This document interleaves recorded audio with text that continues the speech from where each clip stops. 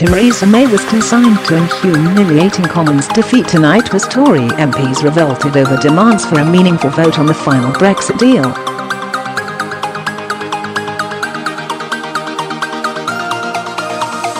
A rebellion of 11 Conservative MPs secured a crunch Commons vote 309 to 305, handing Mrs May her first ever legislative defeat by just 4 votes in an historic blow to her already shaky credibility.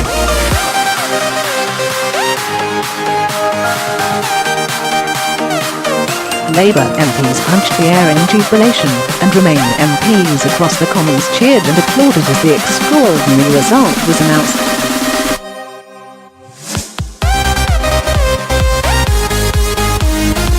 Mrs May left Westminster and was on the red carpet at the Sun's military awards minutes after a humiliating defeat, which risks undermining her when she meets EU leaders in Brussels tomorrow afternoon.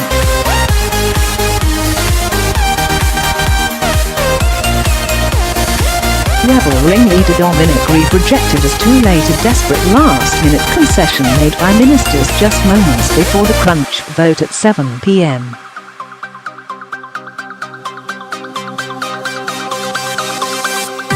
Mr Grieve's amendment demands ministers pass a full law enshrining the exit deal before the government is allowed to start implementing it.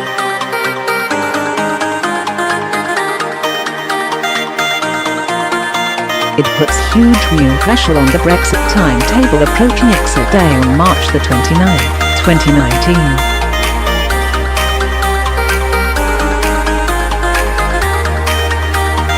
Rebels hope it will allow Parliament to reject anything they consider a bad deal for Britain in time for further negotiation.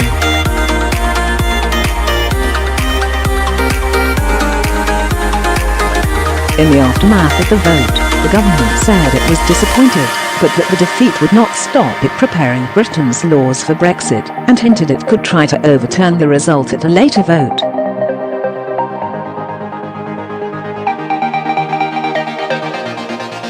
Justice Minister Dominic Raab, who made the last-second concession, said it was a minor setback on a wafer-thin margin.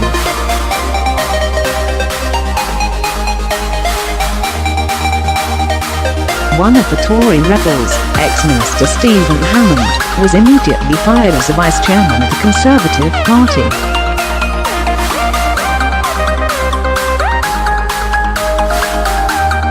Brexiteer Nadine demanded all the rebels be deselected and never allowed to stand as a Tory MP ever again.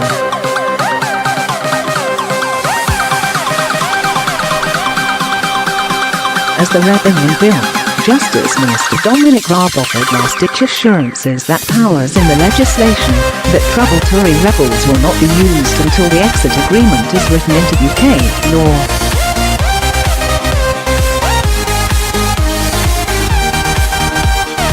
At 6:45 p.m, he returned to the Despatch Box to promise MPs he would turn his assurance into an amendment if MPs backed down.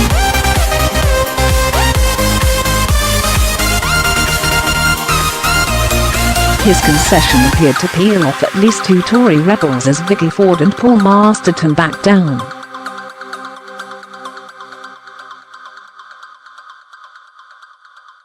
Two Labour MPs Field and Kate Hoey voted with the Government.But after Mr Grieve declared it's too late. "I'm sorry, you cannot treat the House in this fashion." Other rebels inflicted a punishing defeat.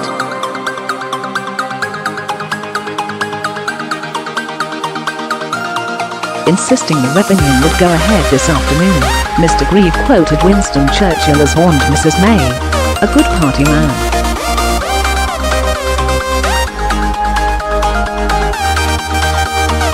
will put his country before his party."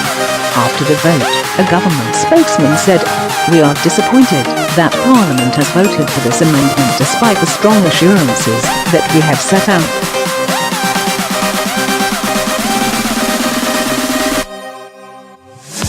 "We are as clear as ever that this bill, and the powers within it, are essential. This amendment does not prevent us from preparing our statute book for exit day."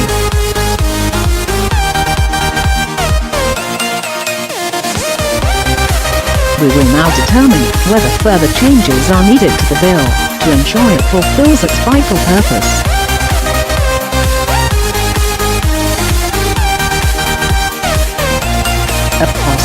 Labour leader Jeremy Corbyn branded it for a humiliating loss of authority for the government on the eve of the European Council meeting.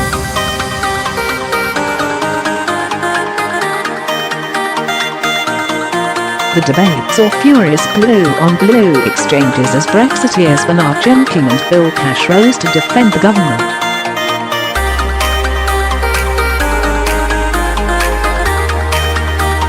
Mr Grieve warned the government he had tried to be helpful, but that on the issue of a meaningful vote we have run out of road, and all national discourse starts to evaporate.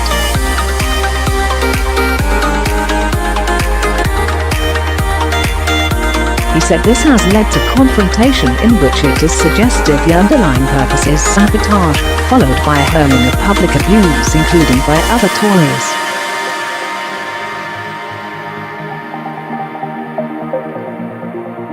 Signalling support for the amendment, Mr Clark said the key thing around a meaningful vote was its timing, adding, "The vote's got to take place before the British government has committed itself to the terms of the treaty-like agreement that is entered into with the other members."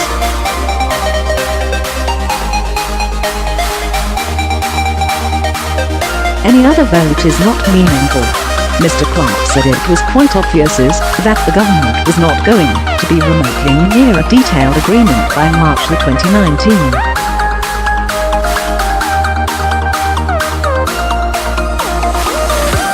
He added, "It's not a question, I may say, to my desperately paranoid Eurosceptic friends, that somehow I am trying in some surreptitious Remain way to put a spoke in the wheels of the vast progress of the United Kingdom towards the destination to which we are going."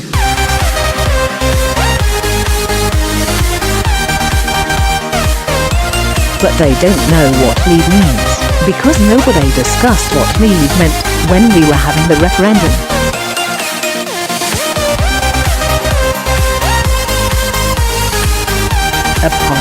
Another rebel, Antoinette Sandbar, expressed fears that a vote on a Brexit deal motion outlined by the government could be meaningless.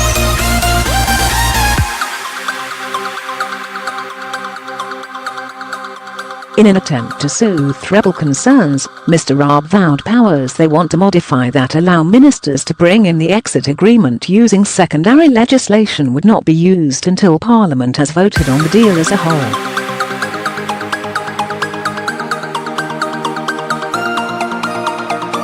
Offering a political assurance, rather than a change to the bill, Mr Raab said, "None of the statutory instruments will come into effect until Parliament has voted on the final deal."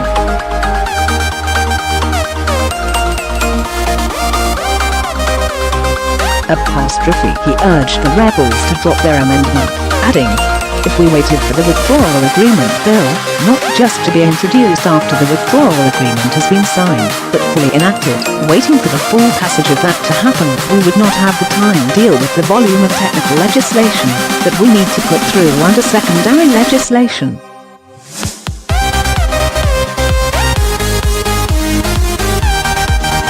There is no getting around the timing issue.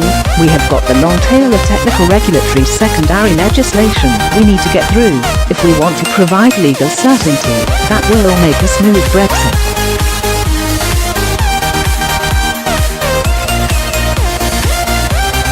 At Prime Minister's questions, Mrs May said, "We will put the final withdrawal agreement between the UK and the EU to a vote in both houses of Parliament before it comes into force."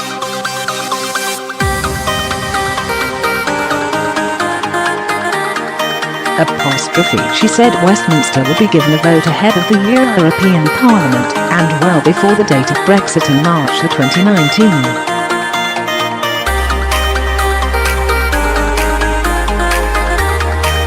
To be clear, the final deal will be agreed before we leave, and honourable and right honourable members will get a vote on it, Mrs May told the Commons.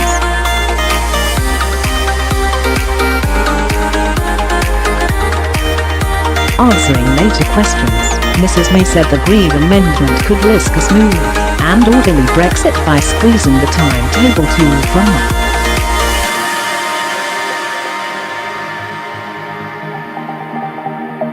Former Constitution Minister John Penrose offered support to Mrs May ahead of the vote.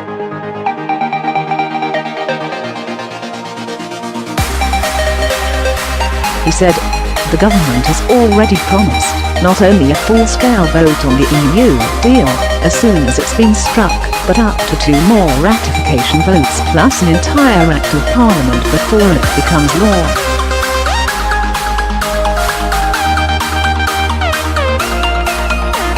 That's as much, or more, than even the most fervent Democrat could reasonably ask.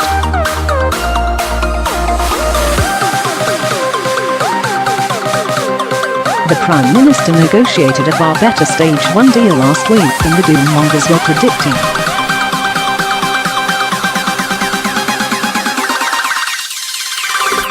Let's not repay her by sending her off to Brussels with an unnecessary and unfair amendment that will only make her job harder.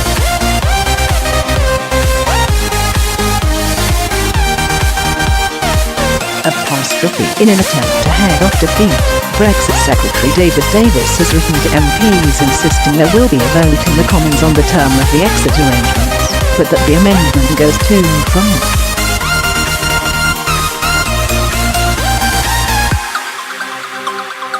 The Brexit department today repeated a promise there would be a Commons vote on the exit deal before it is implemented.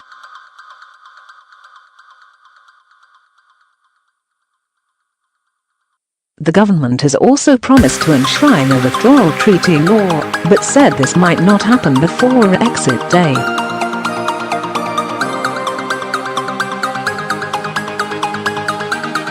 But Mr Grieve told Sky News, "I have no desire to defeat my government at all. I am not a rebel. I think I have only rebelled once over a local issue in the 21 years I have been in Parliament."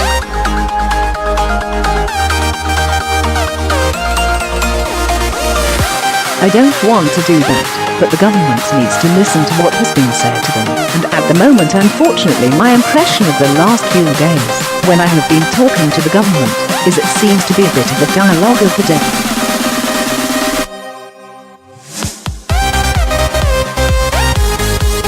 They have sort of turned this into a battle of wills, and this is a completely pointless exercise.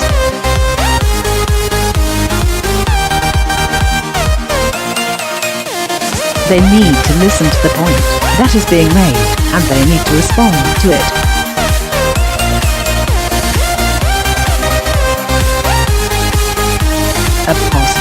Junior Brexit Minister Steve Baker told peers this morning, "There can only be a vote on the withdrawal agreement."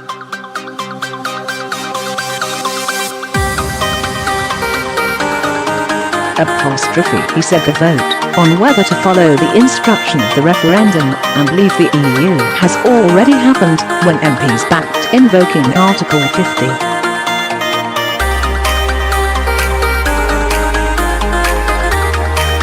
And he tweeted, "Today's Amendment 7 to the EU withdrawal bill is misplaced, however well-intentioned."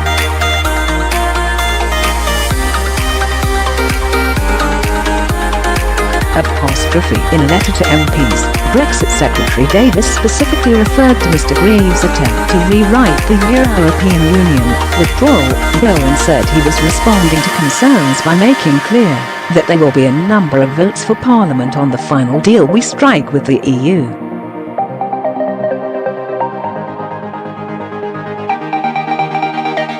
The EU's chief Brexit negotiator Michel Barnier wants the withdrawal deal finalised by October 2018, and the government has committed to hold a vote in Parliament as soon as possible after the negotiations have concluded.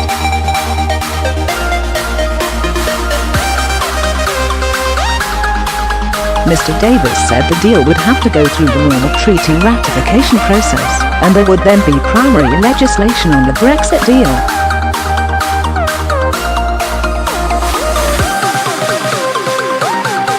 The Brexit secretary said, if Parliament supports the resolution to proceed with the withdrawal agreement and the terms for our future relationship, the government will bring forward a withdrawal agreement and implementation bill to give the withdrawal agreement domestic legal effect.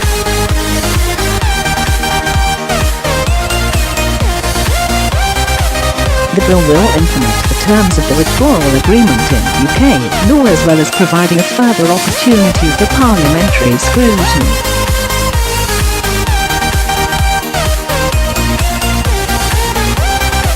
This legislation will be introduced before the UK exits the EU, and the substantive provisions will only take effect from the moment of exit.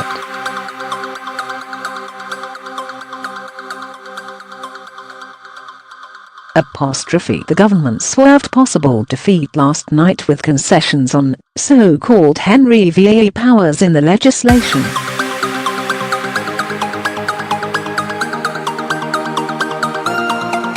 And another very tight vote is expected next Wednesday as ministers stand behind controversial plans to write the exit date into the withdrawal legislation.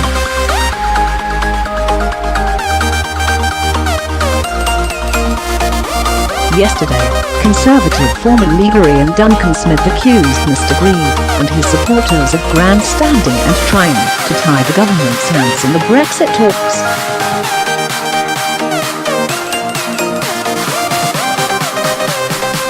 I think this is looking for ways to derail the bill, he told the world at One. There comes a moment when really grandstanding has to stop.